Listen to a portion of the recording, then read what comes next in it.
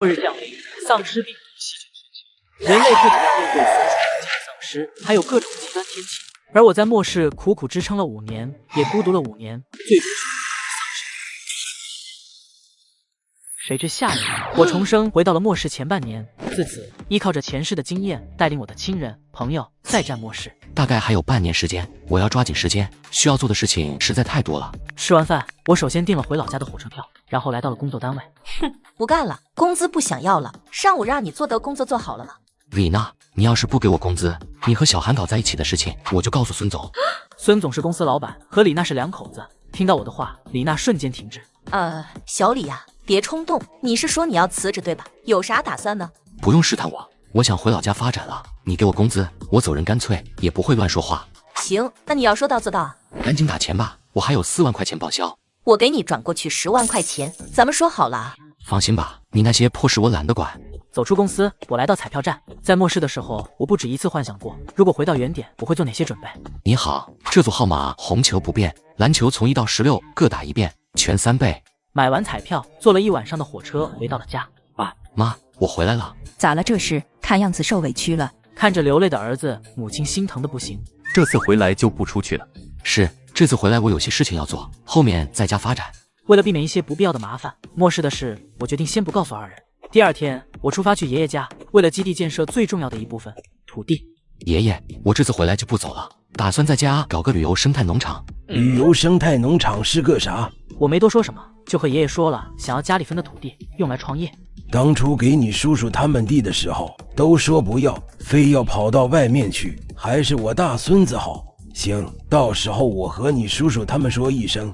土地问题解决，剩下的就是建造了。第2天到了开奖日期，我一早就打车去省城领奖，扣掉税费，到手3120万。几个工作人员围着我反复劝说，见我无动于衷，竟有了威胁的意思。咱们也是为了你好呢，捐一些款，帮助福利事业啊，你说是吧，林先生？就5万，你再纠缠，我就1分都不捐了。回到村里，想到要建造基地，肯定是没办法略过父母的，所以编了一个安心的理由，建造乡村旅游园。你想创业，爸支持你，这些年也给你存了些钱，留着娶媳妇的。但是按照你讲的规模，还远远不够啊。爸，钱不用担心，我中了彩票，3000多万。说服了父母，剩下的很多事情就方便许多。第2天，父亲就找到村支书，申请要改造的土地手续。听说要做旅游业，能够推动当地收入，村支书很痛快的以白菜价租给了我。回到家，你这是要造碉堡呢？乡村旅游团需要6米的高墙吗？还要通电，还要修建10米高的瞭望塔。爸，我知道你有很多疑惑，但是请你相信我好吗？在建造过程中有问题一定要跟我说，不要私自改动。好吧，反正也是你中彩票的钱，我就陪你折腾。父亲本就是建造出身，10几年的功力和人脉可不是吹的，立马开始联系工程队和各种建造材料厂商。我则是开始统计一些生存必备的物资清单，一切都在有条不紊的进行中。关于钱，我又到银行申请了2000万农村创业贷款，总共5000万，完全可以撬动几个亿的价值。之后的几天，我亲自去市里订购了一些末世里最重要的物品、武器和交通工具，20把复合弩、6000支箭，还有刀枪棍棒等冷兵器。当40辆车进到地下停车场时，着实让父亲一顿吃惊。距离末世还有1个月，基地建设基本完工，接下来就是让所有在外的亲戚回来。毕竟这么大的地方需要人手，亲人无疑是最合适的。说服父母一起配合，连哄带骗。除了小舅、小姨和三叔有事回不来，基本都到齐了。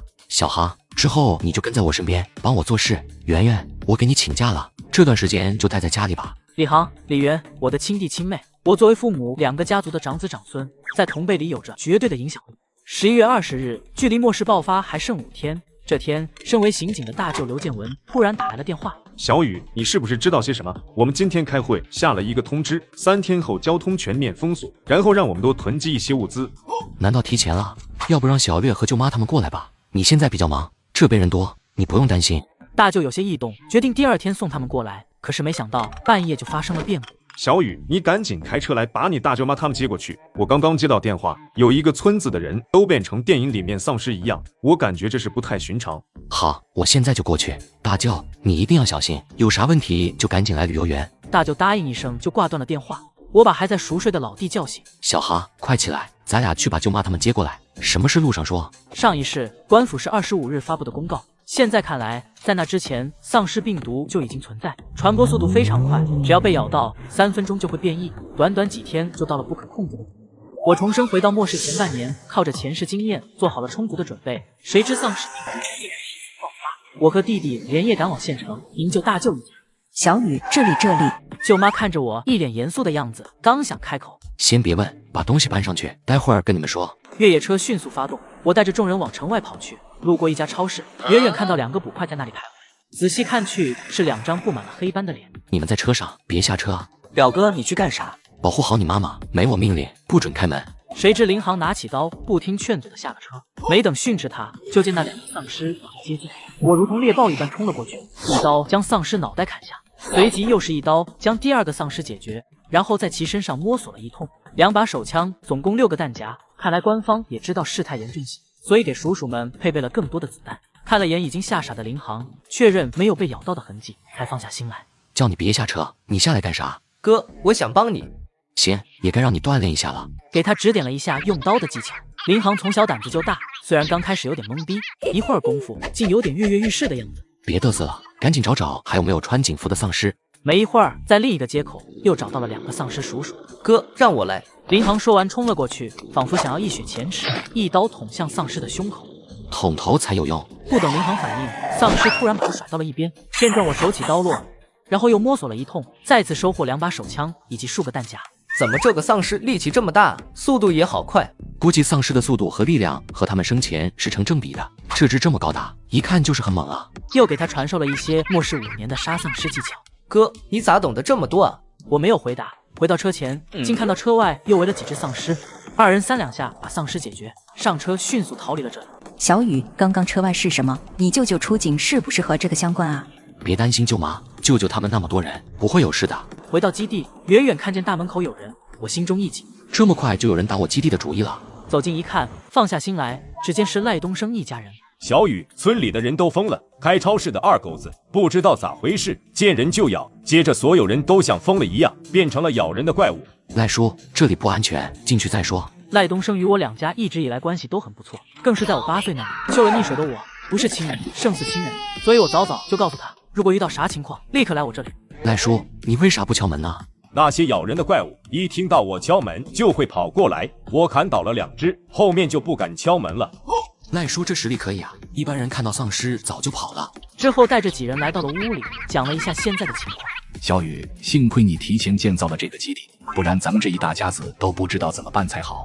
我当时听朋友说近期会发生一些大事，所以就决定建这么一个庇护所。虽然说辞有很多漏洞，但在场的都是一家人。爷爷和姥爷商量一番后，跟在场的所有人下达了封口令。这时候二叔站了出来，现在我们这么多人，住的问题解决了，但还有吃的问题啊。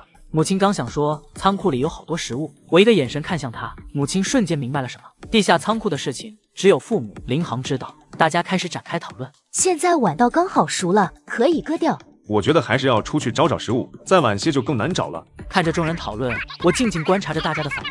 即使暴露出了粮食的问题，但大家还是很团结的，没有白救这些亲戚。大家先静一静，我与小雨外公商量了一下，家里面总要有一个核心。这基地是小雨拿钱建的，也是托小雨的福，大家才能够还坐在这里说话。以后就听小雨的。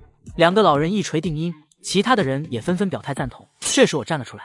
大家跟我来吧。丧尸病毒爆发，又紧隔一场10天的暴动，而我则是第一时间外出寻找武器。现在到处都是丧尸，我们要时刻保持警戒，每天要有人在瞭望塔守着，高压电网也可以打开了。另外，我看向几个堂弟，你们几个最小的也有16岁，也要担起责任来。浩宇，你带着弟弟们每天负责监控室，有任何异动迅速汇报。妈，你带着姑姑、婶婶他们处理家庭的一些事，有什么问题问爷爷他们。大致交代完后，大家都没有异议，各自散去。几天后，与二叔等人外出探索完毕，回到大门的时候，竟然遇到了一伙不速之客。小雨，怎么了？是丧尸吗？要只是丧尸就好了，再不出来，我射箭了。3秒后，出现几个人影。王茂牛，那个杀千刀干传销的。你们来干什么？小雨，我们没恶意，只是现在出现了好多怪物，你能不能让我们进你的旅游园啊？不行。叫你一声宇哥是给你面子，你还真担起来了。赶紧让我们进去，不然给你好果子吃。昨天2狗子还敢拦着我们，你知道最后咋样的吗？被我剁了，他老婆还真是有滋味啊！难道你不是吹牛？你真的这样做了？是又如何？以前看你是村支书儿子份上带你玩，现在你算个屁啊！你们怎么敢啊？几人无所畏惧的说话，他们认定我不敢射他们。是我表现的太温柔了吗？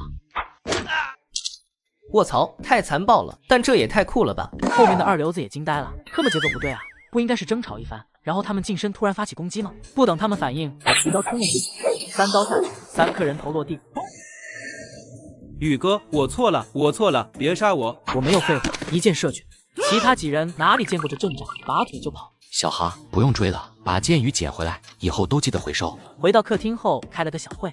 我知道你们不太理解我的做法，我只想说，现在是末世，我们手段不强硬，下场只会比他们更惨。之后又说了好多，主要是让大家尽快适应末世的到来，不要因此产生隔阂。11月25日，持续10天的暴雨开始，物资匮乏，又面临着丧尸威胁，这也导致暴雨之后世界人口10不存1。小雨，你大舅、小姨和三叔一家目前都没有音信，现在雨停了，有没有办法找找他们？我想过了，大舅当时出警的地方离得不远，我先去找找大舅。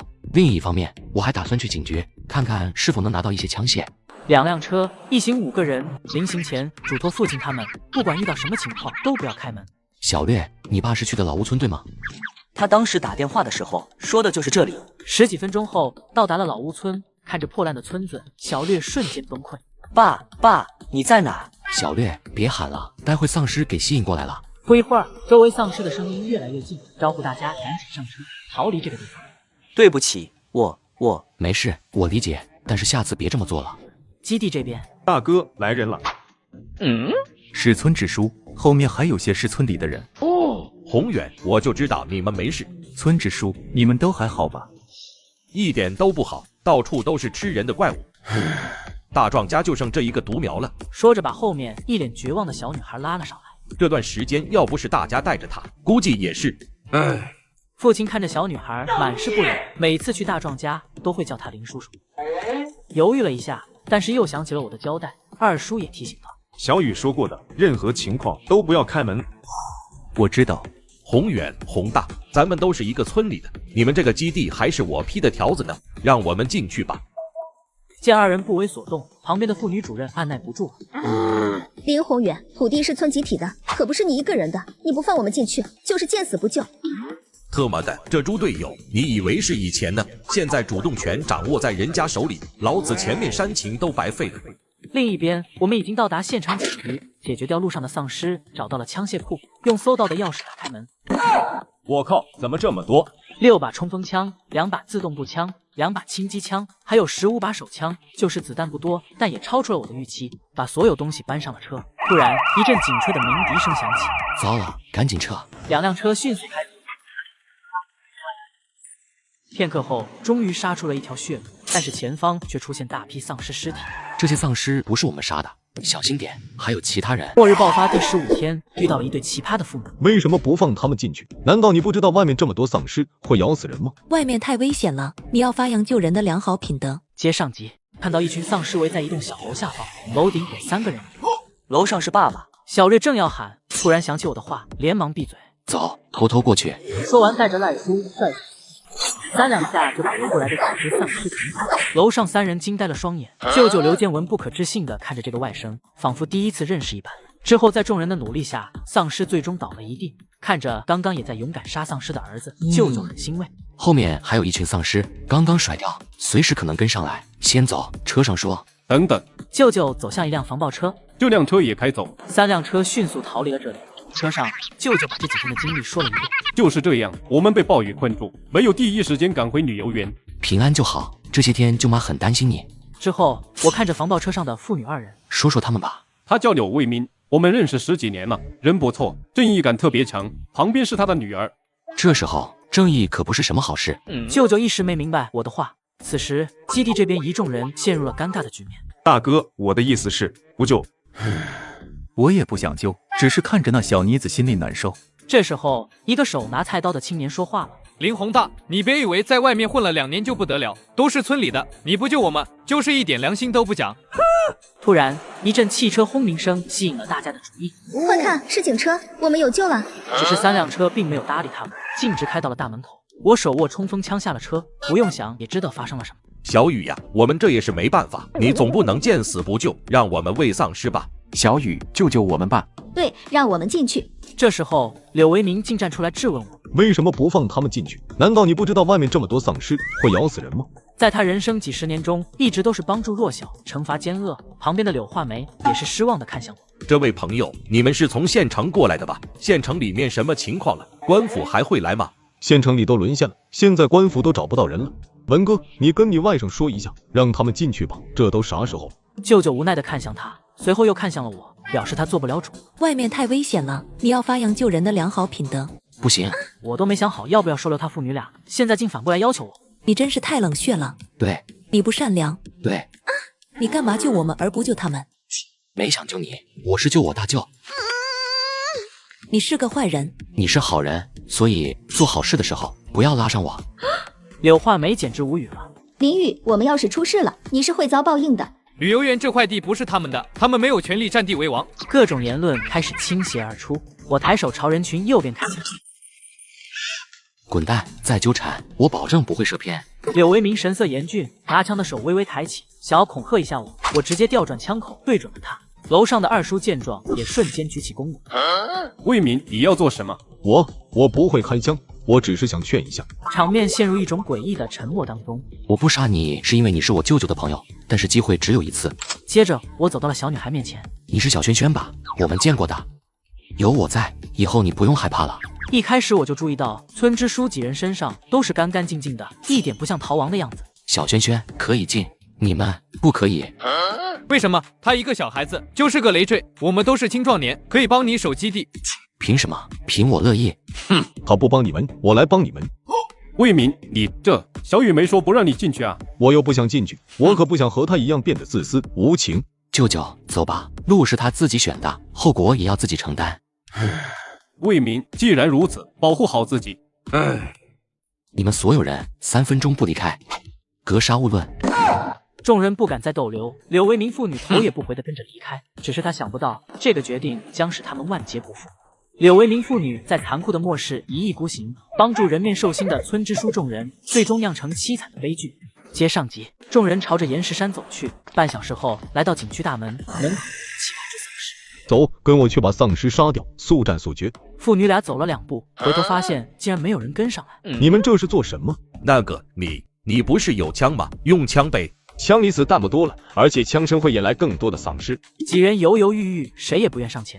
柳维明心想，真是一群猪队友，一点都靠不住，无奈地叫着女儿上前开路，解决掉丧尸，进入景区。明明可以直走，但是村支书支支吾吾地说要从旁边过去。画眉，这些人不是看上去那么老实，总之小心一点吧。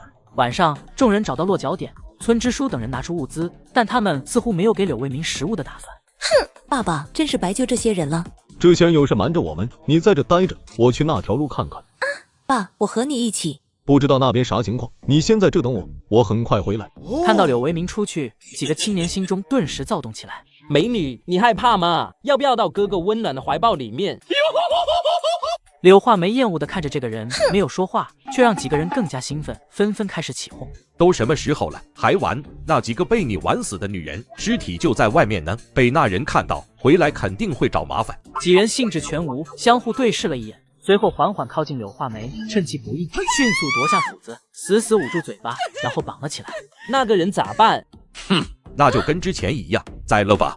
柳维明出门之后就往那条路上走去，远远就闻到一股腥臭味，心里咯噔一下，加快往前走去。随后的景象让他涌起一股寒意。这些人没有丧尸化的特征，是被人杀害的。之前村支书不让走这条路，难道这些和他们有关系？突然想到柳画眉，不好！多年的信念崩塌，柳维明急忙跑回房屋，看到女儿被几人死死按在地上，一双眼睛满是惊恐。放开她！不想让你女儿出事，就放下枪。放开我女儿，不然大家一起死。你就一把枪，打丧尸的时候用了4颗子弹，现在我赌你的枪里没有子弹。外面的尸体也是你们弄的，世界都这样了，官府都没了，这有啥好稀奇的？柳维明愤怒到了极点，掏出匕首冲了一把。众人没想到他这么生猛，一个没注意，竟然被放倒2人。一起上，杀了他，不然我们都得死。柳微明虽然会一些拳脚功夫，但也不是神仙，冲到女儿面前时，已经浑身是伤。爸爸，你怎么样啊？一会儿找机会逃出去，去找刘建文，看在我面子上，他应该会救你的。不要，爸爸，我们一起走。快上，别让他们跑了！众人又围了上来。柳为民带着女儿冲向门口，将其推出去，然后死死守住。快走，快走啊！柳画眉泪流满面，此刻的她极其的后悔，为什么会救了这帮人。很快找到了车，一路疾驰，终于到了围墙下面。林雨，求求你救救我吧，我错了，求求你！白天让我放他们进来的是你，现在让我杀他们救你爸也是你，凭什么？可我们也是被他们蒙蔽了啊，我们也是出于好心啊。关我屁事！我们的确错了，求求你救救我爸爸！难道你就看着他们杀人吗？又来道德绑架这一套。见我不为所动，想起了父亲的话。刘叔叔，求求您了，我爸和您工作这么多年，帮帮我们吧。小雨，要不还是去救一下老柳吧。似乎想到什么，顿时又停了下来。当我没说。大舅还不清楚漠视人心，想要救他多年好友，这尚可理解，以后见多了就会明白。但是现在柳画眉是利用大舅把我放在火架上烤啊，这是在挑拨我和大舅逼宫。有这样一句话，为民报心者不可冻毙于风雪之中，但这是在残酷的漠视。况且你们不是给我报的心，相反你威胁我，现在还道德绑架我，你不觉得好笑吗？还是我看着像傻逼？大舅似乎也有所悟，叹息一声，转过了头。你快走吧，丧尸过来了。柳画眉绝望了，他恨所有人，正义与邪恶的变化只在一瞬间。林雨，我诅咒你不得好死！刘建文，你也是个假惺惺的人，也不过是个自私自利的混账。接着，驱车企图撞开。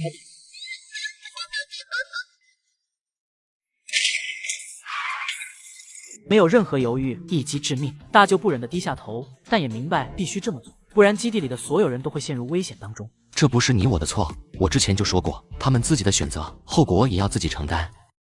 一意孤行的柳为民最终为自己的愚蠢付出了代价。大舅将被我亲手解决的柳画眉安葬后，低头不语。舅舅不必自责，这就是末世的残酷。小雨，我感觉你跟以前不一样了。是不一样了，但我永远是你的亲人，你们是我不顾一切要守护的人。舅舅神情凝重地看着我，一时不知道说些什么。现在我们有更重要的事情要做，解决掉村支书那帮人。你要去救老柳吗？他不值得救。一开始看在一个村的，毕竟打了几十年交道，我不想赶尽杀绝。现在知道村支书这些人的作风，我要把一切的威胁抹除掉。我听你的。第二天，我决定除了父亲、四叔等人留守，将其他小一辈的都带去。小雨，他们都还小啊，保护得了他们一时，保护得了一世吗？随即出发，前往村支书等人所在的岩石山。途中遇到的丧尸也都让弟弟们辛苦的当成老兵了，更是专门找到了村支书他们堆尸的地方。这些不是丧尸，都是人，是被活生生虐杀致死的。他们杀人是为了取乐，我们杀人是为了自保。对待敌人和对我们有任何威胁的人，不要有任何怜悯之心，否则这就是下场。这次叫上所有人，就是让大家亲身感受末世的残酷，让所有人拧成一股绳。另一边，要不咱们还是跑吧，那女的去求救了，林雨如果找上来怎么办？哼，我们还能去呢，山下都是丧尸，要不你去解决了。村支书转头看了一眼奄奄一息的柳为民，就算他们过来，咱们手里也是有底牌的。突然有人慌忙地跑进来，不好了，林雨他们来了。柳为民先是一喜，但没有发现柳画眉的身影，疑惑地看向我。怎么，你要救他吗？你不放我们进去也就算了，我们逃到这里来，你还要找麻烦吗？那些人是你们杀的？是啊，但是这些关你屁事，人人都为了自己的利益。哼，你不也是如此吗？不要拿你跟我相提并论，你不配。你敢过来，我就杀了他。杀吧，欲擒故纵是吧？以为我不敢吗？村支书用刀将柳为民的脖颈割出鲜血。见我不为所动，感觉自己做的不够到位，于是又割伤了一些。我举起弓弩，村支书顿时头皮发麻，怒气横生。把这些人都杀了，一个不留。黄毛等人都是菜刀、棒球棍之类的，哪里抗衡得了冲锋枪？都怪村支书，都是他逼我们做的啊！都是一个村的，为什么要赶尽杀绝啊？不要犹豫，都杀了。想到之前看到的那些尸体，所有人不再犹豫。我杀人了。这些人本就该死，更何况他们知道基地的位置，哪天要是有外来人员，保不准他们会联合起来对付我们。这是我给他们的一场末世生存洗礼，只是手段有些残忍，解决了所有人，驱车返航，所有人心情都很沉闷。他们没想到今天出来是要做这些事。就在这时，前方出现3个人影，2男1女，被一群丧尸围绕着。仔细一看，竟然是发小杨天龙，还有他的妹妹杨小竹，另外一个不认识。走，叫上后面人下车帮忙。重生回到末世前，我遇到了曾经的兄弟。自此，基地最强战力小队聚集完毕。宇哥，宇哥，见到我，杨小竹一脸欣喜，没注意到一只丧尸朝他扑了过去。我急忙用弓弩射去。小竹，认真点。片刻后，众人合力解决掉丧尸。小雨子，我就知道你肯定没事。闻言，我心中涌过一阵暖流。重生回来，特么把兄弟都给忘了。你小子可以啊，刚刚杀丧尸，你挺猛啊。小时候我比较瘦小，经常被其他孩子欺负，每次都是杨天龙给我出头。你也一样，嘿嘿，跟以前一样火。两人相视一笑，一切尽在不言中，彼此的友情没有变。这位是？这是我一起退伍的兄弟赵大炮。本来是想着和铁子他们一起找点事做的，但这些怪物出现后就搁置了。大炮家里人都没了，就跟着我们一起过来了。小铁和小刚也回来了，我三叔他们都回来了。林铁、林刚，三叔家的双胞胎儿子。是的，我们刚刚还在一起，为了更高效，就兵分两路了。带着三人一起，没一会找到了三叔一家。此时天也黑了下来，几辆车匆忙地开向基地。小雨，你什么想法？小笼子我没意见，看着长大的那个赵大炮呢？观察一段时间吧，能跟天龙、小刚、小铁他们玩到一起，人应该不错。基地的农田和物资差不多可以支撑60-70人，适当接纳一些合适的人进来，提升实力也未尝不可。不知不觉1个月过去了，杨天龙与赵大炮这1个月以来，尽心做着自己力所能及的事情，不管多危险，都会冲在最前面，已然把基地当作家一样在守护。1月5日，正在值班的林航忽然看到一大片密密麻麻的影子，仔细看去，竟全是丧尸，赶紧拿出对讲机通知。什么时候发现的？为什么会突然出现这么多丧尸？刚在看小说，等我发现的时候，已经很多丧尸了。我有些生气，一巴掌想抽过去，最后还是叹了口气，也能理解，毕竟值班太过无聊了。现在外面有丧尸潮，不能让他们聚集起来，我们需要一起努力解决他们。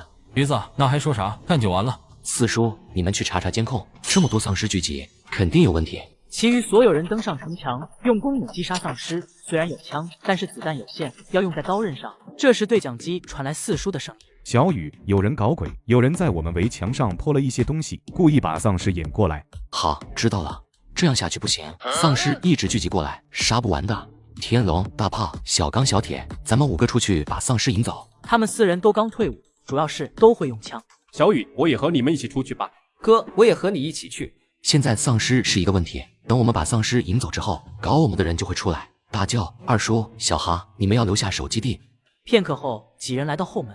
兄弟们，接下来我们要杀的不只是丧尸，还有可能是人。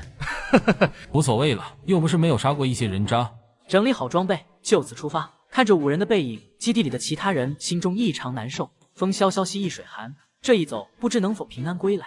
到了基地外围，我拿起大号喇叭：兄弟们，准备好了吗？驴子，开始吧，咱哥几个今天大干一场。末日降临，我一行5人在公路上狂奔，身后跟着无数的丧尸。你这大喇叭从哪搞的？真这么响啊？嘿，这可是好东西，我可是准备了好多。真有你的。可是我们把丧尸引到哪里呢？接下来玩命跑就对了，路上看看有没有可疑人员。 5人身体素质都比较好，丧尸仅仅有5人。此时的我特别畅快，因为这一世我不再孤单，我有与我一起并肩作战的兄弟。另一边，看这里，围墙上有好多鲜血。这路上也都是。看来是有人故意把丧尸引到这里来。这得是用了多少人的血啊！这帮畜生！老天爷仿佛也看不惯这世间邪恶，骤降大雨将鲜血冲刷干净。突然，二叔死死地盯着树林中间，毫不犹豫往那边一射。果然有人。正打算再射一箭的时候，看到几个背影迅速逃离。这背影怎么像村支书儿子的？另一边，我们来到了国道方向。看那边有人。只见一辆车缓缓地行驶着，车后面竟然绑着几个人。估计就是这几个货把丧尸给引过来的。走，跟上去。此时车上的人发现了我们，停下车，首先下来一个拿着开山刀的光头，把枪藏起来。还敢出来呢？这么不怕死吗？不说话，哑巴了，还是被我吓到了。小心，他们是亡命之徒，他们杀过人。你妈个臭狗子，活腻歪了是不？另外2人视若无睹，唯独一个少年看见女人被打，想要帮忙，却被另一人踹倒在地。你们迟早要遭报应的！我跟身边4人使了个眼神，掏出了枪。枪声过后，只剩那个光头。你们竟然有枪！你们太不讲道义了，怎么什么都不说就动手？卧槽，你们！卧槽，你们怎么？你怎么？你光头男被打趴在地，看着地上的少年，我心中燃起一股怒火。我不是圣母，但不妨碍我是个好人。你们为什么在这里？这帮畜生不是人，他们说要占领一个地方，把我们当成诱饵吸引丧尸，好几个人都被他们杀了。此时丧尸群已经越来越近，丧尸马上过来了，你们两个跟我走吧，到了安全的地方，你们可自行离开。带上我们啊！对啊，求求你把我们也带上吧。我没有说话，将喇叭固定在车顶，然后带着众人离开。随后丧尸群将这一切淹没。二叔，那边丧尸都走了吧？都走了。小雨，你们都还好吧？都没事，刚找到几个人，是他们吸引丧尸过来了，留下一个还没什么呢，现在准备把丧尸引到更远的地方去。小雨，刚才在树林，我好像看到村支书的儿子了，看样子应该是有4个人，我用弓弩射中1人。你们用枪了吗？没有，怎么了？他们现在不知道我们有枪，刚才这几个人傻乎乎的过来，被我们用枪解决了。大哥，放了我吧，这是个误会啊，我们刚好从那边路过的。我最喜欢嘴硬的人了。光头男懵了，这特么啥也没问啊，怎么就动手了呢？看我似乎又要动手。大哥，你问，我说。你们是哪里的？有多少人？有多少武器？为什么来我们基地？怎么知道的？大哥，你一下问这么多，我记不住啊。回答。大哥，我们是催债公司的，这次来了10个人，我们老大带着我们在县城里面，现在有几十号人了吧？没枪，就只有刀和铁棍。前些天有一个男的过来说，有一个地方物资特别多，还特别安全，我们老大就动心了。谁让你们把丧尸引过来的？不认识。你们之后在哪里会合？我们约定下午3点在高速路口那个加油站会合。你们平时住在哪里？天华大厦顶楼。他刚刚说的对吗？他骗了你，我听到他们说集合的时间是2点，他们也不住在天华大厦，而是住在莲花商城。你还有什么补充的吗？你杀了我吧。嘿嘿，杀你太便宜你了，把他脚筋挑了，绑树上，给后边的丧尸加个餐。大哥，现在去哪？去加油站，在他们之前赶到那里，礼尚往来，我们得回礼。末日降临，基地遇袭，最强小队首次出征，不仅丢出始作俑者，更是一路打到了对方老巢。接上集，我们提前埋伏在对方汇合地点。你们走吧，这些吃的你们带着，去找个安全的地方吧。2人原本是想跟着我们，但看出我并没有带上他们的打算，便也不再多言。谢谢你们，他们这群人很残暴的，你们小心。说完，2人朝着国道方向跑去。不到半小时，过来一群人。大发、光头佬，你们死哪去了？我们几人找准时机，直接冲了。别开枪！村支书儿子见状，连忙往后跑。赵大炮一箭精准打中他的小腿。其他人见状，再也不敢反抗，直接缴械投降。我走上前开始审问，问的和刚才的内容基本一样，只是这次回答的总部是莲花大厦。当初不是放了你一马吗？为什么还要找事？哼，你以为我没看到你做的好事吗？在岩石山，你杀了那么多人，你以为你又是什么好人吗？杨天龙几人不可置信地看着我，一副根本不相信的样子。我心中一动，正好看看几人的反应。李宇当初不救村里人也就算了，还把他们都杀了。别落泼脏水，鱼子不是那样的人。人是我没救，人也是我杀的。大哥，他说的是真的吗？他们无法相信我会滥杀无辜，但仅仅片刻。鱼子，我信你，你这么做肯定是有原因的。天龙说的对，宇哥，我相信你，你即便这么做了，也有你的道理。我听到我想要的答案，也不能辜负他们的信任。不救他们是因为我自私，不想救他们进来麻烦；要杀他们是因为避免麻烦。另外，他们还奸杀妇女，手段极其残忍。宇哥，我理解你。天龙，有件事我没有告诉你们，我父母其实不是被丧尸杀死的。当初我回到家，家里的食物都被抢光了，我父母是被人杀死的。我爸妈谨言慎行了一辈子，平时在小区里面都是老好人，为什么会遭受这样的后果？所以，宇哥，我理解你，保护所在意的人比什么都更重要。大炮，你当初回来咋不跟我说呢？我们帮你报仇啊！我不知道他们是谁，我在附近找了很久，没有一点线索。大炮，我们会帮你找，我们会帮你报仇。对，还有我们。看着几人煽情，村支书儿子又想试图逃离，我岂能没看见？你想去哪？大哥，这些人怎么处理？都杀了。闻言，蹲在地上的几人顿时，但一切都是徒劳的。至此，此次进犯基地的人全军覆没。兄弟们，是不是很久没去县城了？想不想去看看？1个多月了，咋了？鱼子有想法？是的，天色还早，我们直接去端了他们老巢，以绝后患。几人没有任何犹豫，反而都很兴奋的样子。不到半小时，赶到县城，刚一进城，出现了意外。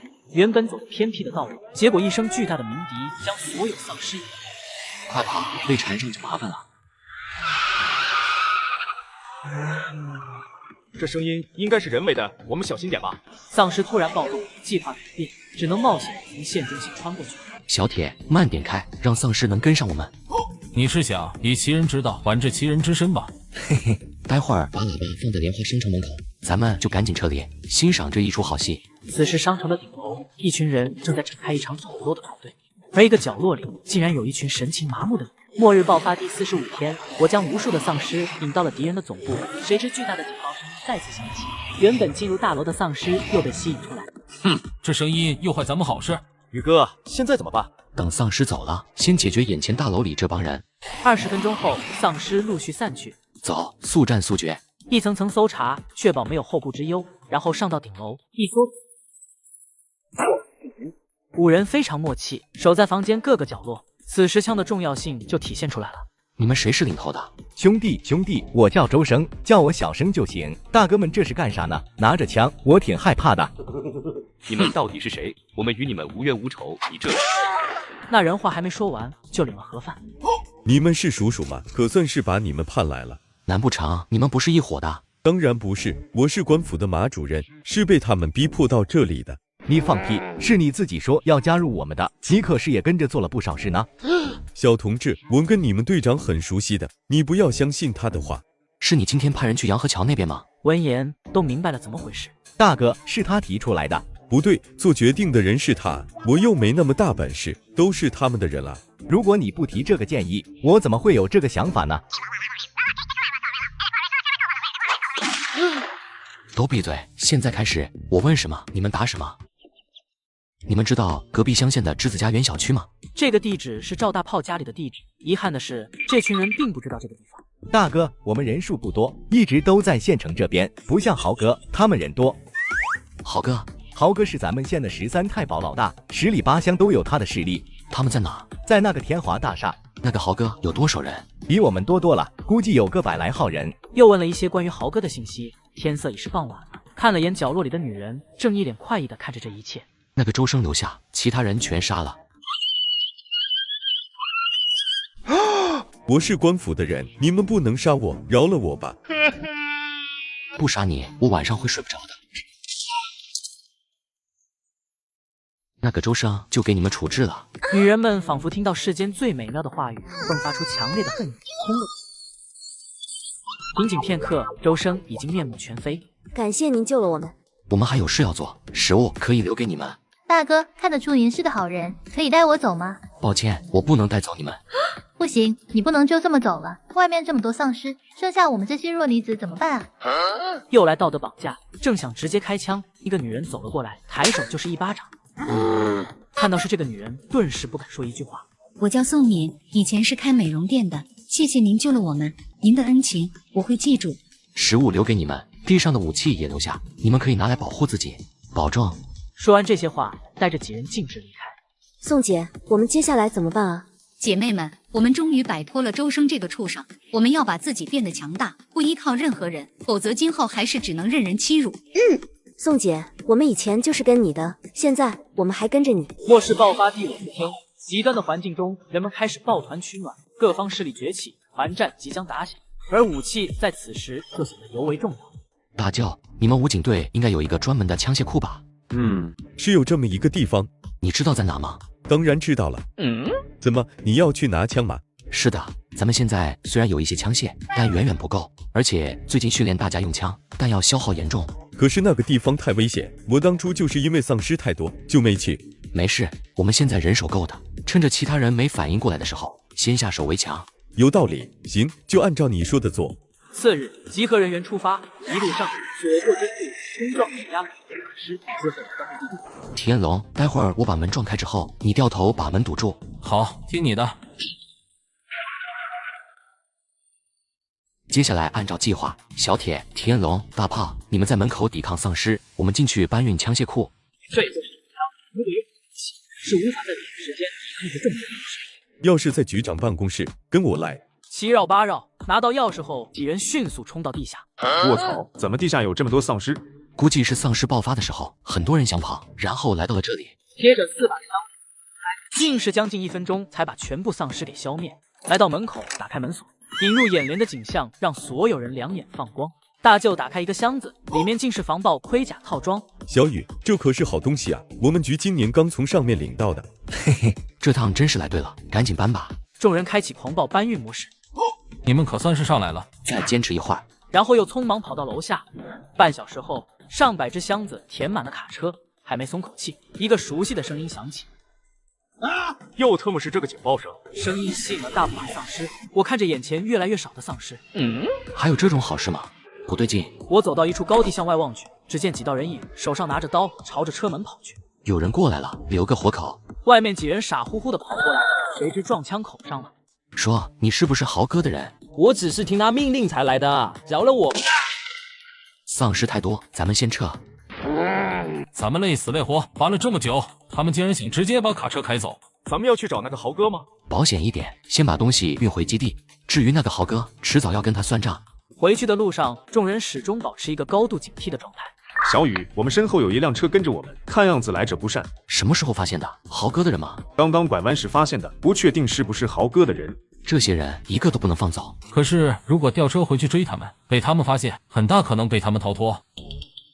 前面就是加油站，到拐弯的时候，我趁机下车，你们继续开，等他们在我们之间，你们就下车包围他们。接着开始行动，计划很成功，一切都发生在电光火石之间。别开枪，这是个误会，我这就下车。哎呦，大哥，我出不去啊，撞得脚崴了，不信你过来看。你的脚崴吗？我脚不崴，我脚不崴。大哥，你不用问，知道的我都说，只要您放我一条生路。嘿嘿，说吧。我们是豪哥的人，总部在天华大厦，共有121个人。今天是听到你们的枪声，在对面大楼看到你们在搬枪，于是老大让我们找机会把卡车开走，谁料被您给发现了。然后王哥提议跟着你们，看你们回哪里。对了，刚才您打死的那个就是王哥。县城里那巨大的鸣笛声是你们的杰作吗？是豪哥想的方法，每次发现有人就放那个声音，如果丧尸暴动把人弄死了，我们再去搜刮物资。你们可真是畜生啊！最后一个问题，你们有没有枪？有2把手枪，都在豪哥那里。先回基地吧，改天再去县城一趟。哼，到时候新仇旧恨一起算。末日降临，丧尸病毒席卷全球，终于要收拾那个豪哥了。这口气我可是憋了好久。这次要小心些，他们有2把手枪，千万不要大意。这次出去还带了4叔的儿子林正平，可能是基地生活太安逸了，这小子现在有些浑浑噩噩。哥，带我做啥去？去了你就知道了。我们走后，2叔等人想了个方法，在基地外每隔200米都放置了一个遥控喇叭，一旦丧尸围困过来，可以达到转移丧尸注意力的功效。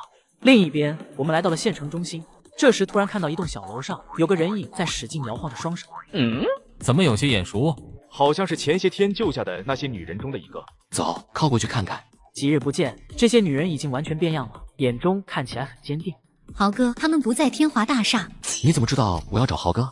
前些天你们开枪，我们听到了。昨天晚上，豪哥不知道从哪知道我们遇见过你们，所以找上我们打探你们的消息。豪哥不在天华大厦，那现在在哪？今天早上我看到他们往驾校方向去了。我看着宋敏，辨别他话语的真假。被他们找上，为什么不加入他们？哼，都是人渣，我恨不得他们都死。他们找上你，你说了什么？什么都没说。能感受到宋敏的好心，我没再问话。谢谢。那个宋敏是不是在骗咱们？我觉得不会，毕竟我们之前帮了他们。可是豪哥找到他们，怎么没收了他们呢？这几个女人受尽了屈辱，短短几天就已经一身的煞气。豪哥想强硬逼迫他们加入，只怕讨不到什么好处。是啊，人都是被逼出来的。之后我们还是按计划先来到天华大厦对面的楼上，看一下周围有没有人。众人开始搜寻，不一会儿，在一栋楼的窗台上看到了人影。走，待会儿抓活的。几人配合默契，直接控制住正在喝着小酒的2个人。窗台还有一个，小心别被他偷袭。片刻后，赵大炮将那人拖了出来。豪哥人呢？我不喜欢废话，想好了再说。各位老大，这是啥情况啊？我们什么都不知道啊！你说，我们是豪哥的人，他让我们过来的。过来干什么？可能是太害怕了，这人竟然直接吓晕了过去。宇哥，你看这东西。喇叭遥控器，跟咱们的还是同款。不用想也知道他们要干什么。等我们进入天华大厦，他们遥控打开喇叭，到时候借丧尸手杀掉我们。哼，这豪哥真他娘是个人才。回到车上，林正平再也控制不住了，哇的一声哭了出来。他无法想象到，在基地对他们这些弟弟妹妹如此呵护的一个人，在外面竟然如此冷血，没人管他，没有安慰他，甚至没有看他。大哥，待会儿我们有啥计划吗？直接去驾校方向吧，懒得搞乱七八糟的事情了。在绝对的火力之下，任何的反抗都是无力的。众人没有异议，检查枪支弹药，为接下来的战斗做准备。来到了驾校外面，门口守卫看见后，立马发出警报。随后屋里走出了一群手拿武器的人。你们是豪哥的人？是又怎样？你敢这样闯进来，豪哥待会儿看到你就死定了。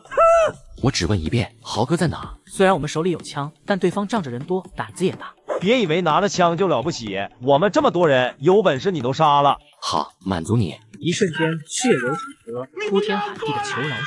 突然，一声枪响，赵大炮率先开枪，打中了一个男人的手，男人手中的枪也掉落在地。豪哥，我们终于见面了。你到底是谁？你三番两次的找我麻烦，你说我是谁？我们也是为了生存，这跟我没关系。但是你不止一次置我于危险当中，你必须死。豪哥低头不语，手下却搞起了小动作。我直接开枪，然后从其身上掏出了另一把枪。大哥，都是豪哥做的，我们是无辜的。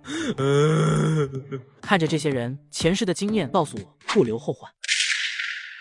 末日降临，面对即将到来的丧尸潮，众人商讨决定加固基地防御，外出寻找建筑材料。接上集，宇哥，你过来，有好东西。来到一处停车库，这是今年刚刚上线的海豹电动车，续航可以达到700多公里，即使缩水也能达到400以上。咱们基地的太阳能光伏，电量充足，完全可以支撑得起。这东西可以啊，新能源电动车，噪音小，开它更不容易被丧尸发现。对，我也是这么想的。嘿嘿，行，都开回去，大家再搜索一下，有用的东西都带回去，不要浪费。正平，你跟着我。林正平畏畏缩缩的跟在我后面。今天感觉如何？纠结、恐惧、不知所措。我能理解你现在很茫然，不知道努力的方向是什么，不知道为了什么而活着，也不知道什么是对的，什么才是错的。如果有一天我们的基地也被无情的屠杀，你还觉得你在房间打游戏是对的吗？如果在那一天，你、我、四叔、你妹妹苏欣都被屠戮，你还能心安理得在基地里面当个废物吗？我一番话仿佛一把刀子，无情地撕裂林正平的内心深处。过了一会儿，林正平抬起头，眼神中满满都是懊悔。哥，我错了，以后我要跟你一起守护我们的家。没再多言，返回的时候再次来到宋敏这边。你们过去怎么样？找到豪哥的人了吗？豪哥死了，可能还有部分人逃走了，那地方太大。这是给你们带的一些食物，还有武器。宋敏眼中流露出一丝感动。谢谢。走了，你们保重。宋姐，今天可以吃好点了吧？还是要分配好，不然很快就会吃完，到时候又要饿肚子了。如今周边的威胁都已扫清，前世记忆中不久会迎来第一波丧尸潮。趁着还有时间，我决定加固基地防御。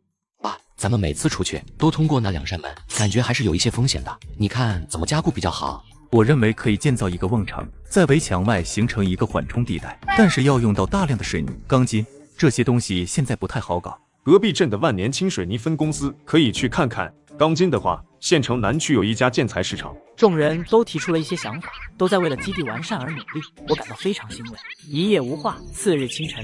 现在万年青水泥厂是兴华的老板吗？是啊，华老板，上次的水泥还是在他家买的，为人还是可以的。去仓库搬一些方便面吧，10箱就够。这一次出动人员和车辆都比较多。就是这里，咱们在前面填下来吧。下车后解决了几只有胆的丧尸。小雨，那个丧尸就是华老板，没想到他也……我叹了口气，冲上前一刀砍下。这时厂房门突然开了。李老板，你这是干啥呢？周经理，我刚刚看到华老板了，还以为你们都那啥了。现在这个情况，你们怎么还乱逃？你们这还有水泥吗？现在到处都是丧尸，你们要水泥干啥呢？你不用管这些，你就说水泥在哪，还有多少。现在水泥又没啥用，一包方便面可比这些水泥值钱多了。说着突然停住了，似乎想到了什么。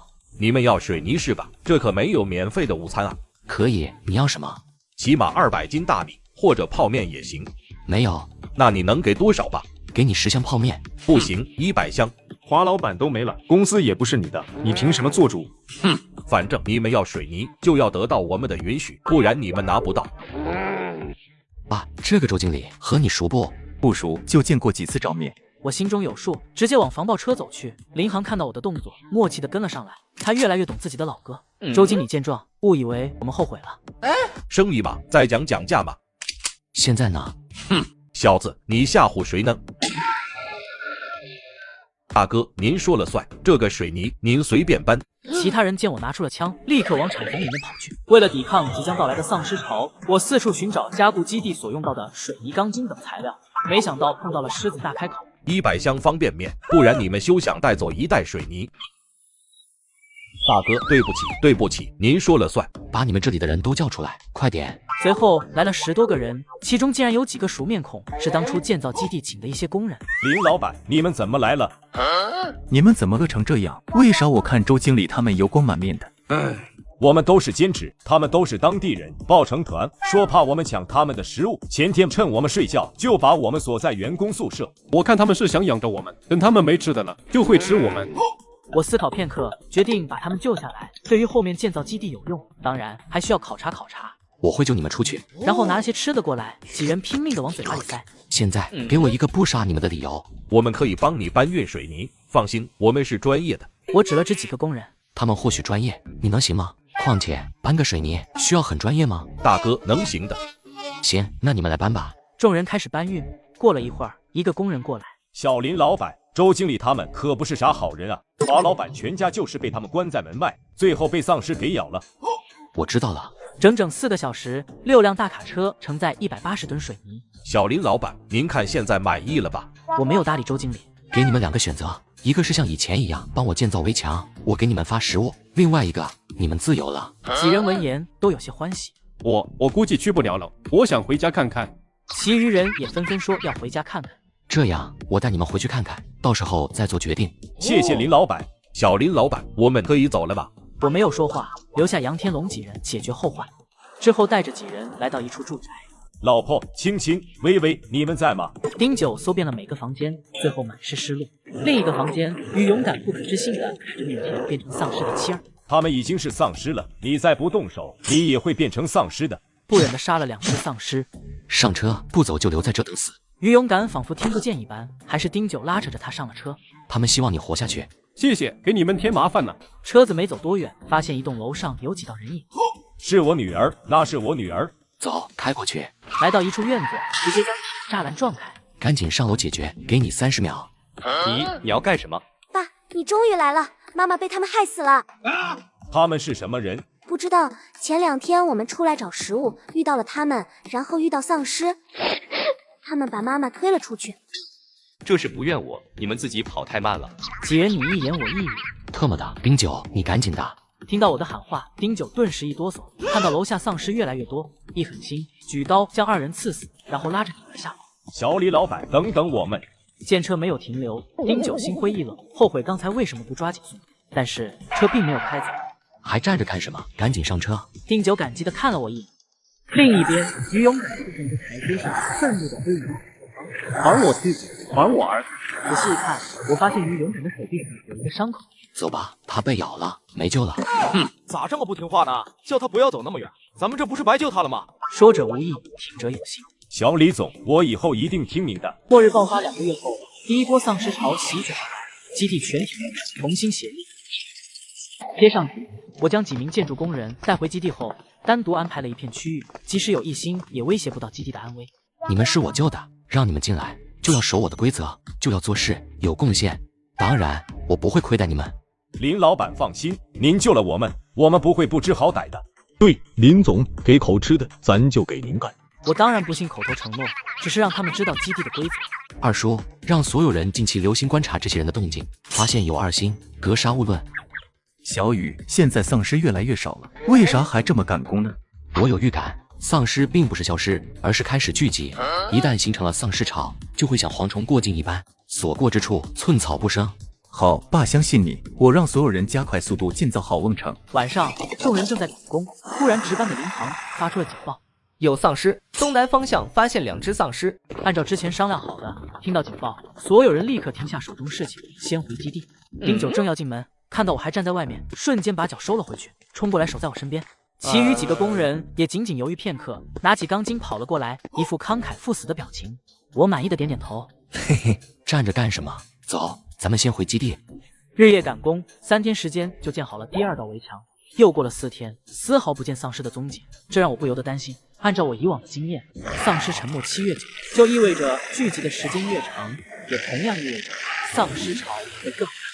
直到第7天夜晚，狂风大作，接着倾盆大雨，电闪雷鸣，隐约还伴随着嘶吼。所有人注意，马上进入1级战备状态。这也太多了。其他方向有丧尸出现吗？我们被包围了，基地四周都发现大量丧尸。4个方向的喇叭，每过1小时更换一个方向，防止大量丧尸聚集在围墙外。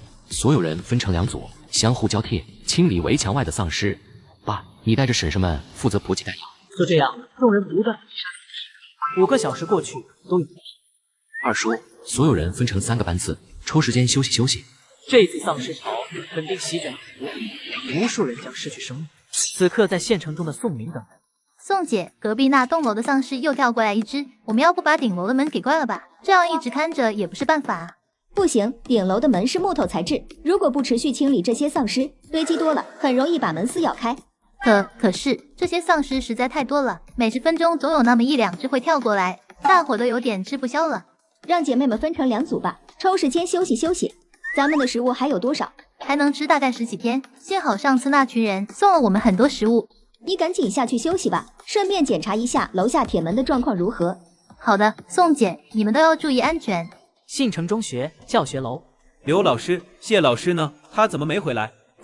他被丧尸咬伤了，我们被丧尸围住，为了掩护我，他冲向了丧尸。几个学生都哭了，原本40多个学生，如今就剩下5个，还多亏了2位老师每天保护他们，冒险出门寻找食物。大家先吃点东西吧，谢老师也不希望他白白努力活下去，不要辜负他的一片期望。学生们有些悲痛，机械地往嘴巴中塞入食物，而这只是发生在城市里一个小小的缩影。暴雨伴随着丧尸潮，基地这边空无建筑都早早的。尽管很疲惫，但好在弹药充足，也没有出现人员伤亡。大舅，现在你那边什么情况？没什么问题，就是那些喇叭基本都没电了，丧尸实在太多了，也不知道啥时候是个头。你等我一下，我吃完饭就去换你。不着急，你熬了16个小时，还没睡多久呢，我这边可以的。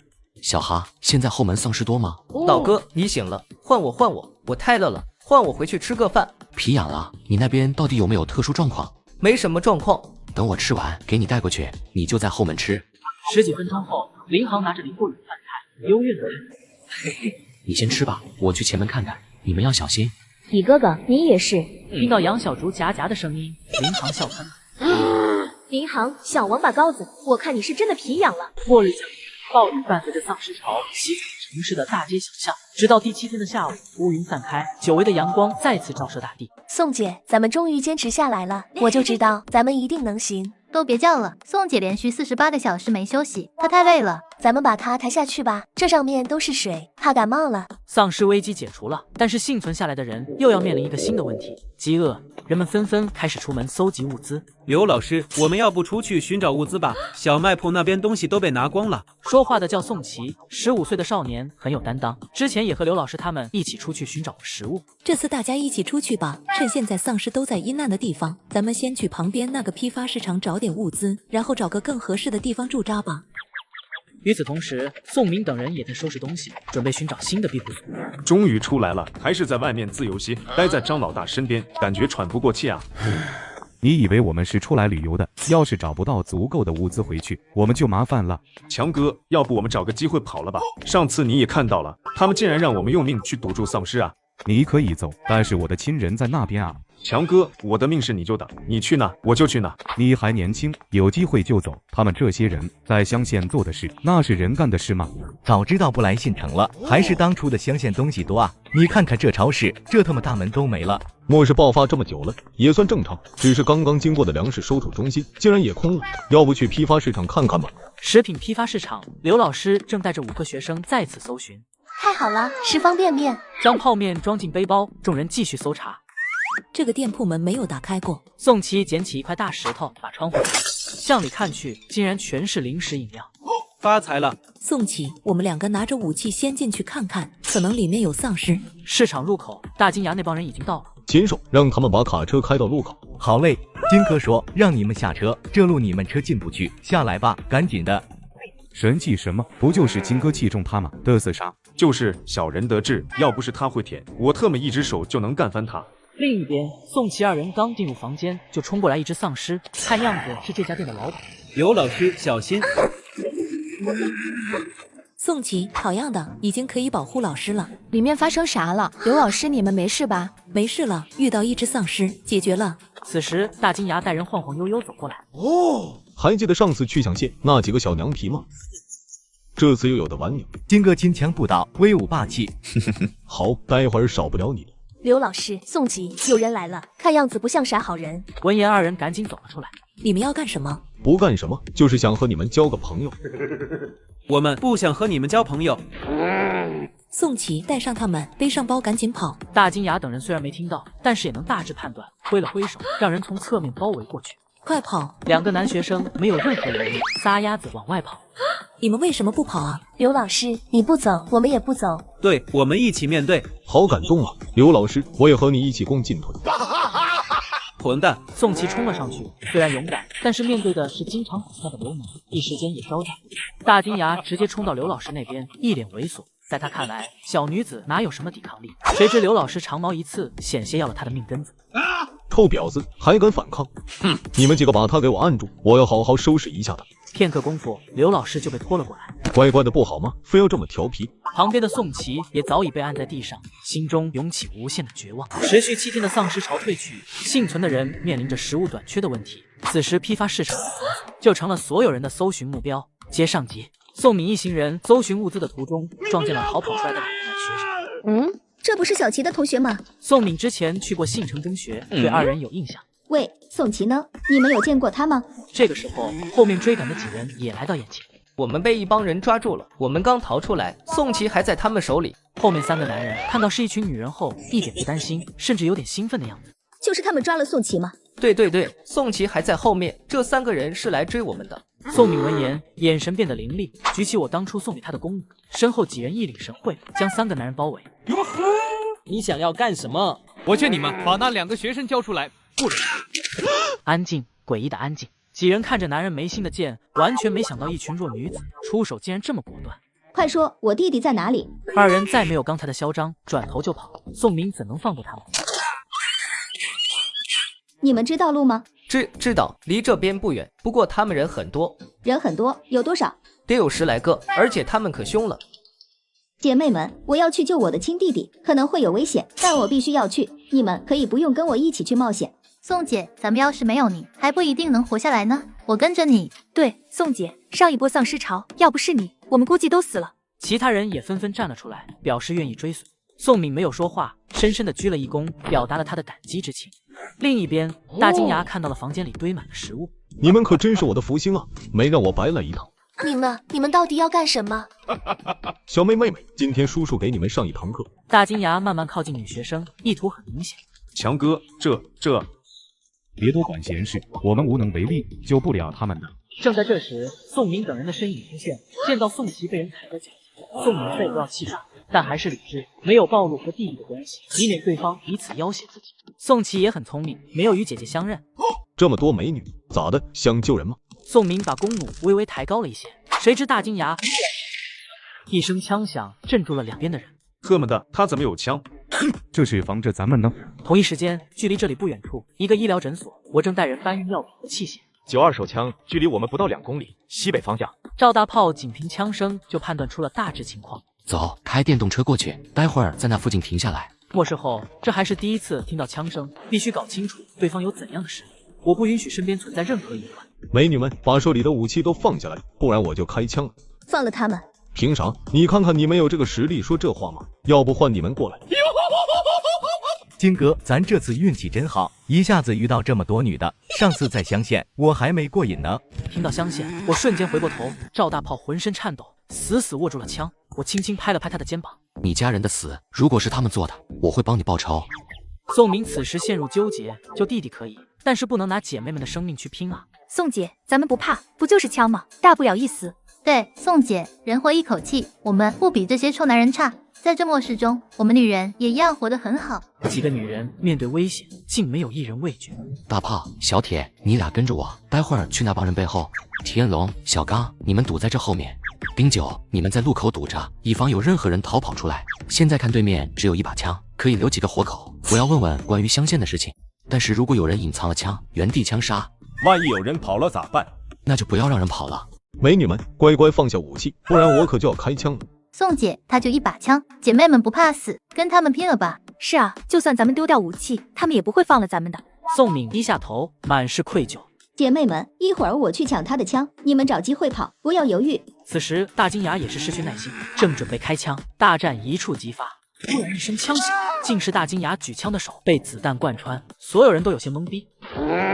是谁？卧槽！又是一声枪响，正中大金牙另外一只手。等他们回过神来，我三人已经非常靠近他们了。你们再开枪，我就把这个女的杀了。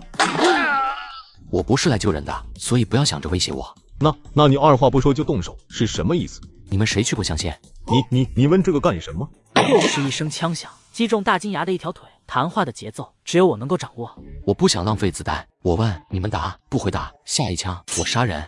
你们谁去过香县？没有人回答。此刻我一脸杀气的问这个问题，肯定没好事。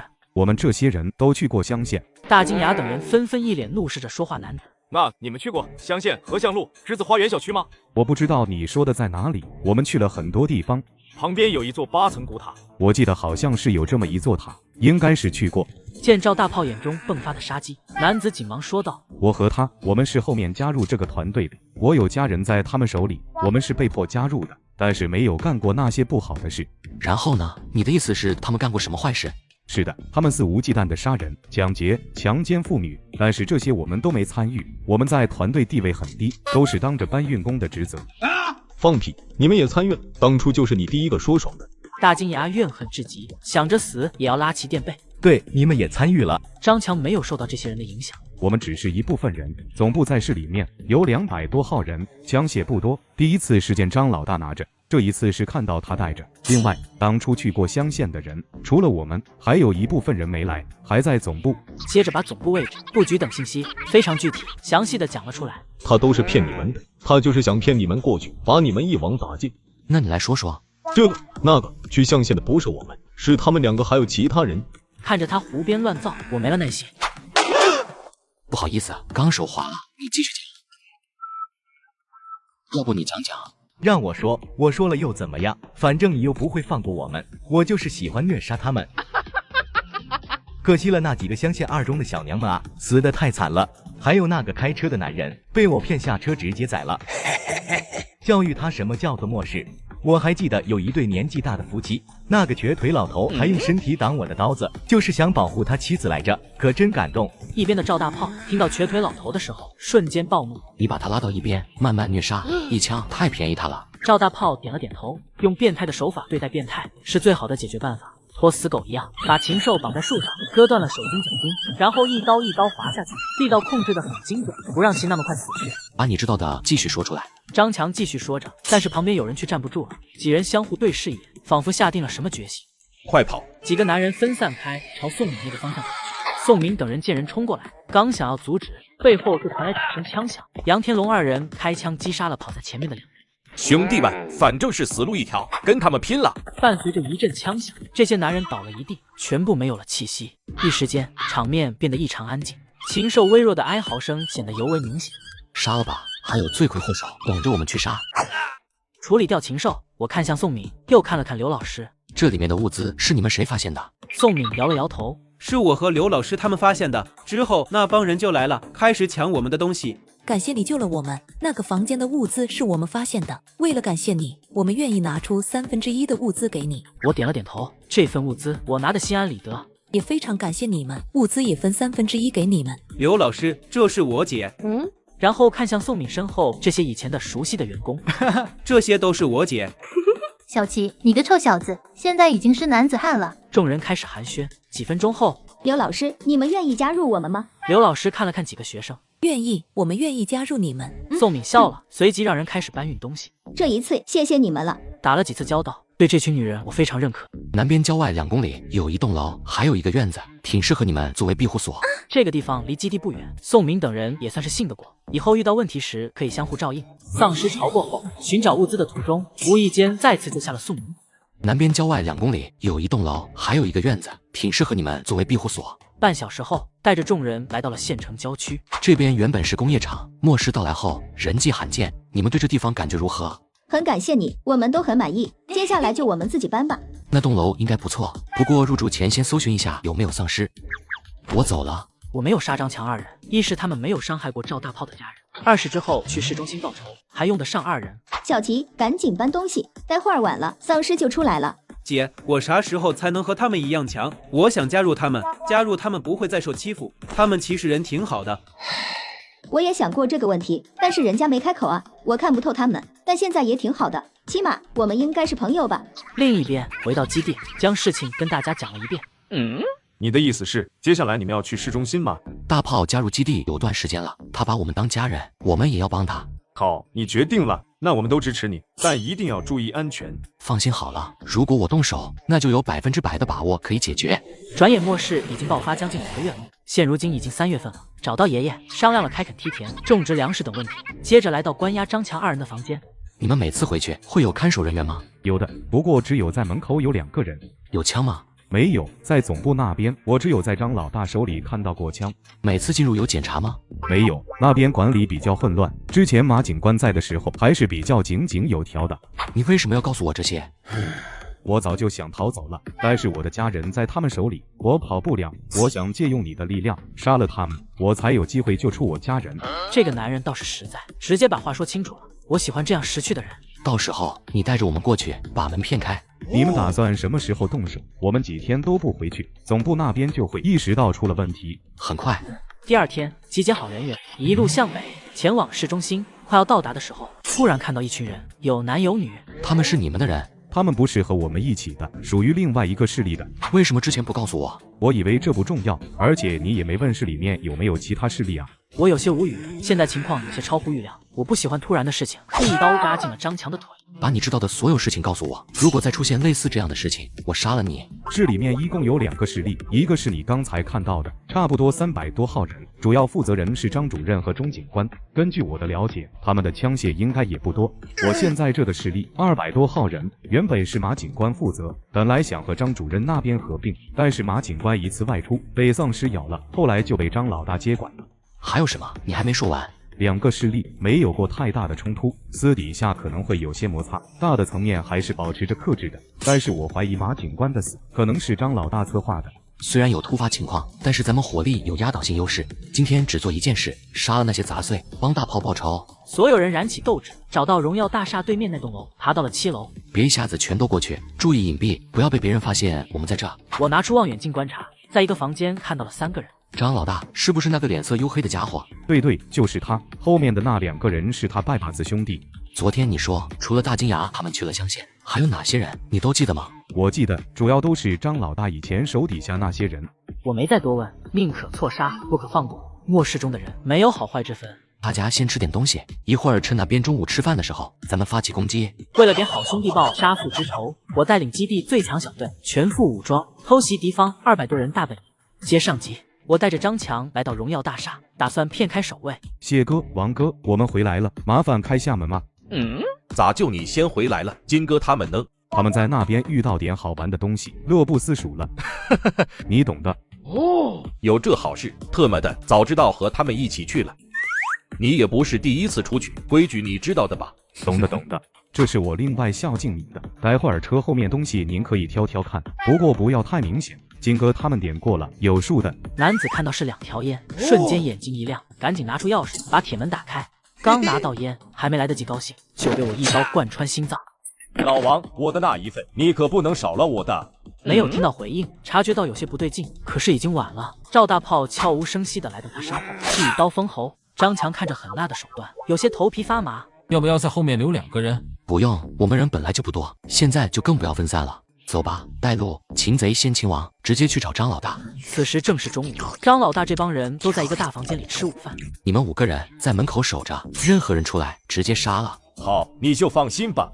一脚把门踹开，里面乌泱泱几10个人，有人搂着女孩子，有人喝得醉意醺醺。老大，有人来闹事了！还有哪个吃了雄心豹子胆的敢过来闹事？特么的不要命了！当看到我们手中都拿着冲锋枪时，立马变脸。这是个误会，各位大哥找我小张是有啥要吩咐的吗？我警惕地看着他，心思急转，今天过来就是帮赵大炮报仇的。那么这个张老大存在的意义在哪里？很明显没有。一颗花生米宣布了他的死亡。你怎么把老大杀了？一句话不说就杀人，太不讲江湖道义了吧？我没有搭理对方，直接下达了击杀命令。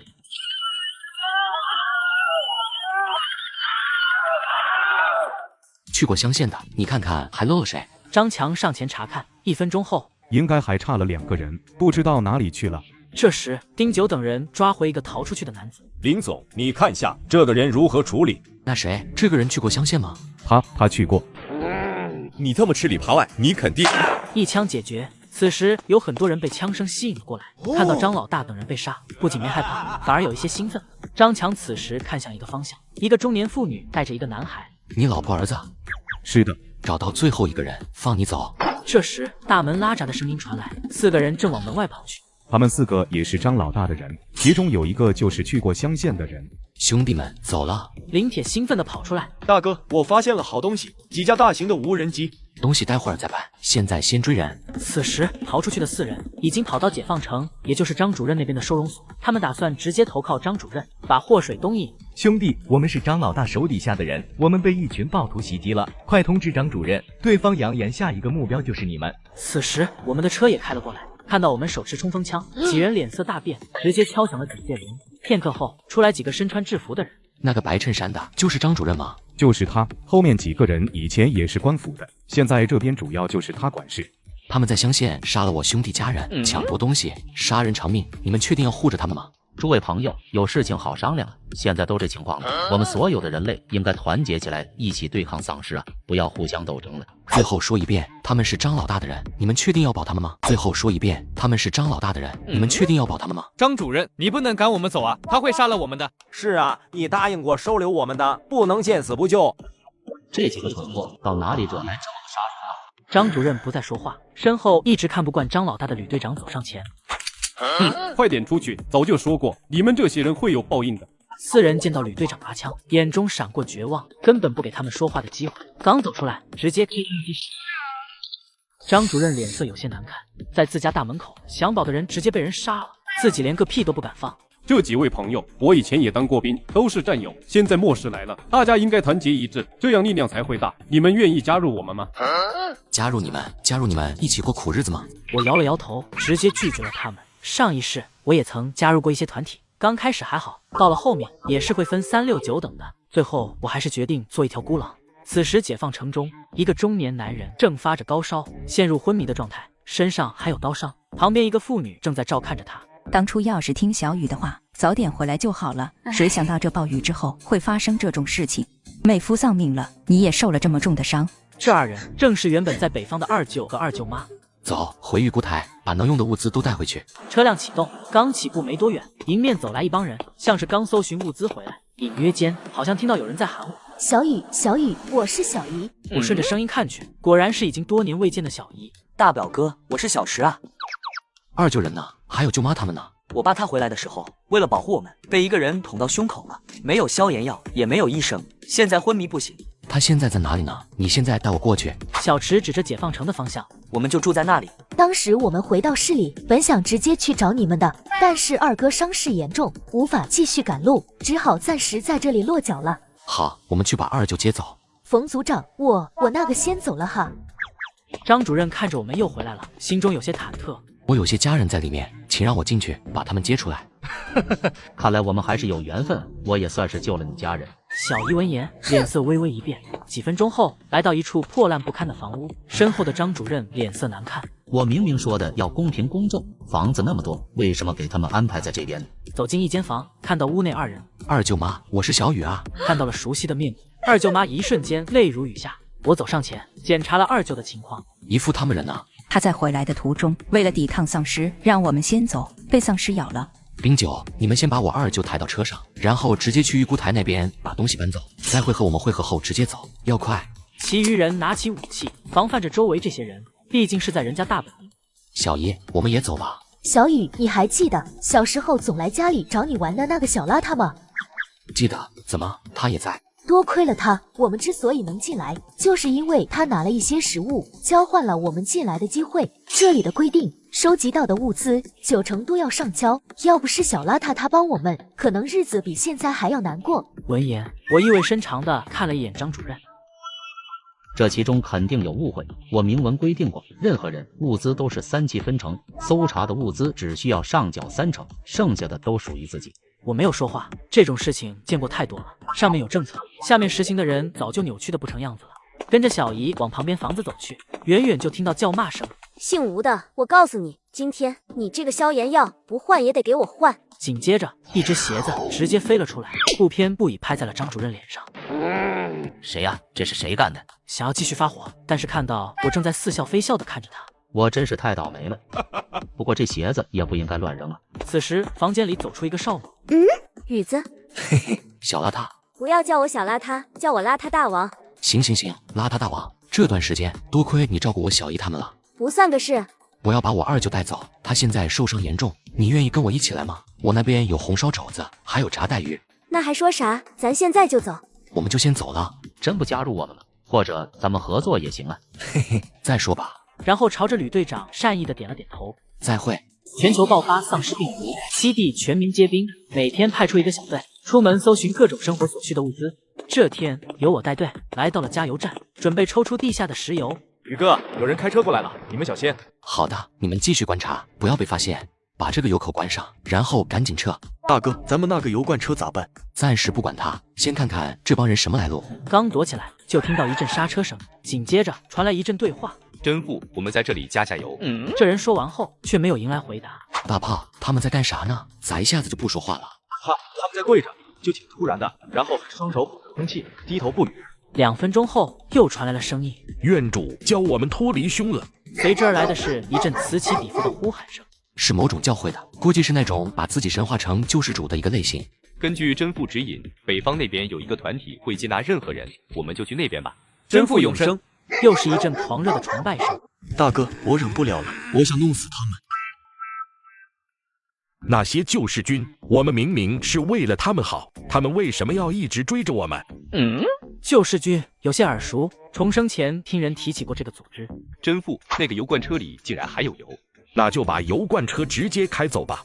此时正在下雨，丧尸都很亢奋，如果发生冲突，势必会引来很多丧尸。可要是不动手，油罐车就要被开走。正在犹豫，对讲机传来声音：宇哥，又来了几辆车，开得很快。好，保持观察，注意隐蔽。真父，他们来了。还跑！发展信徒发展到我们这边来了，做错事就要承担后果。跟哥发话了，你们必须死，堵住他们，别让他们任何一个人逃走。你们不知道你们在做什么，我宽恕你们，但你们如果依旧执迷不悟，神一定会给你们惩罚的。真是神经病！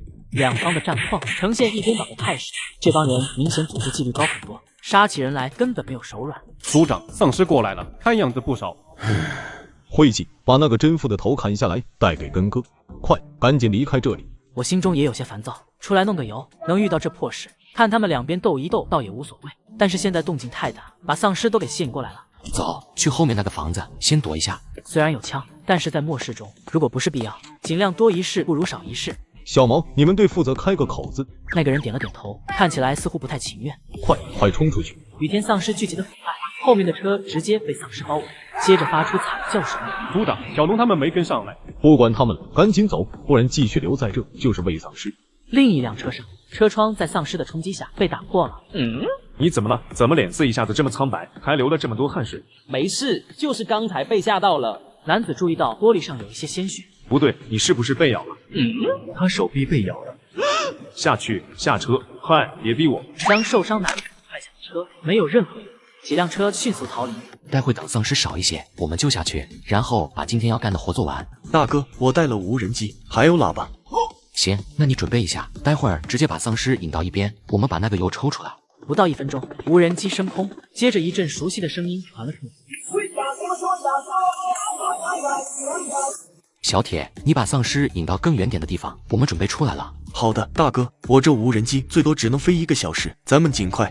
半小时后，抽完油，我来到那辆被丧尸截住的车，开始翻找，找到一个对讲机，还有3个小包，外观一模一样，里面也都是同样的食物。武器精良，统一配备，管理严格。这个救世军看起来不简单啊。小邋遢没有说话，反而是看着救世军离开的方向。这帮人从南而来，杀了真父他们之后，为什么不原路返回，而是要继续北上呢？我心中闪过一丝不好的感觉，这种感觉无缘由。这种感觉在重生前救了我很多次，让我深信不疑。我们必须赶紧撤离。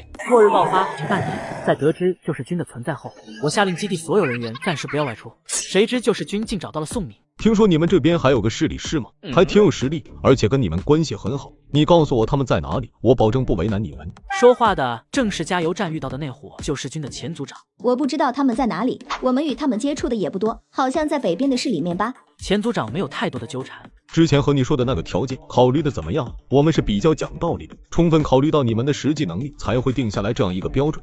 呸，讲个屁道理！我们收集的物资70%要交给他们，这不就是在收保护费吗？但是也没办法，对面几十个人，我们只有10来个，如今只能先答应对方要求，然后从长计议。众人也知道当下的困境，只能点头。我答应你们的条件。好，从下个月开始，我们会过来收你们缴纳的保护费，反悔的话要承担后果哟。宋姐，咱们现在咋办啊？按照他们的要求，咱们下个月就要给他们提供那些物资。幸好刚才他们没有直接强行闯进来，不然我们都完蛋了。唯一能救我们的，恐怕只有林雨了。宋琦上一次遇到林雨他们之后，瞬间就化身为林雨的铁杆粉丝，一直鼓动宋敏加入林雨他们。姐，如果他们来了，到时候我们直接加入他们吧，你直接提出来。我的傻弟弟也得要人家愿意才行了。转眼10天过去了，已经5月份了。这次出去最好是不要大张旗鼓，能够多隐蔽就多隐蔽，反正这一次出去就以打探消息为主。一行7人，首先就去往宋敏所在的地方。远远望去，竟然发现2辆大货车。宇哥，是上次加油站那帮人？难道宋敏他们加入救世军了？不像，他们在往货车上搬运物资，看得出来非常不情愿。先观察观察吧。宋敏这边，当初那2个男学生一脸讨好的靠近救世军的小毛。毛哥，我们对你们非常崇拜，特别是毛哥您啊，太帅了，我们想要跟您混。你们老大不是在那边吗？怎么想要加入我们呢？宋敏看到2个学生在那帮人面前嘀嘀咕咕，感觉不是什么好事情。我们是临时加入他们的，毛哥您看啊，他们这边基本都是一些女的，太弱了，我们想跟着毛哥您混啊。你2小子还真有眼力劲。你们如果加入我们的话，我们也是有一些考核标准的，不是什么人都收的。毛哥，您看啊，我们加入进来之后，您这有些啥跑腿的活计，都可以让我们来干啊，我们可以帮您看着这些人听不听话啊。行，这个事包在我身上。哦，那就谢谢毛哥了。小弟有个秘密，毛哥一定喜欢。男学生在小毛耳边说了些什么，小毛直接一个起身，兴奋地走到宋敏面前。你们还有军用的压缩饼干。宋敏闻言，狠狠瞪着那2个男学生，白眼狼，这个东西在末世可是保命的东西。你们2个怎么这么不懂事？真没出息，我看不起你们。我们现在已经加入救世军了，注意你们的态度。赶紧的吧，把压缩饼干交出来吧。哼，别逼我们。可是按照我们之前约定的，我们要跟你们的东西不是已经搬上车了吗？难道你想反悔？这个救世军也是很聪明，知道会逼急老实人，所以对于达成协议的组织，他们并不会强行。但压缩饼干可是非常珍贵的。规矩那也是我们制定的，还可以再改吗？你，宋敏气得浑身颤抖，但是想想还是算了。好，我改。这才对嘛！快带我去拿。毛哥手中抬着箱子，心中的满足感简直爆棚。你们2个干得不错，以后跟着我混，我保你们。 2人瞬间变得更加兴奋。毛哥，还记得上次你们打听的那个势力吗？记得，听其他团体说过，不过一直没遇到过。怎么？你知道他们在哪里？不，我们也不知道，但是我们知道他们有枪，有很多枪。哦，有枪，他们有多少人？上次看得到是有差不多10个人吧，其他都不知道。有枪的话，估计不太好惹，但是如果能搞死他们，搞点枪，那岂不是起飞了？